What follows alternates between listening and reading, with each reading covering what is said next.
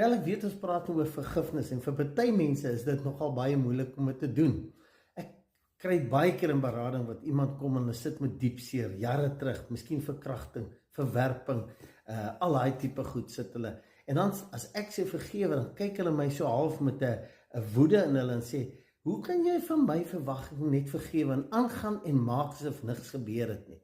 Dan sê ek, nee, ons kan nooit die verlede wat gebeur het, dis daar, ons kan dit nie ontken nie. Maar hoe lank wil jy nog 'n slaaf wees van jou verlede? Hoe lank daai ketting aan die bal nog aan jou voet hê? Ja, ek weet daar's genesing in plaasvind, maar om te vergewe is die eerste stap. En dan is daar volgende stappe wat in plek moet kom, sodat daai genesing kan deurkom, sodat jy in jou volle potensiaal kan stap, sodat jy weer in jou volle vrede en vreugde, ten spyte van die persone wat dit veroorsaak het.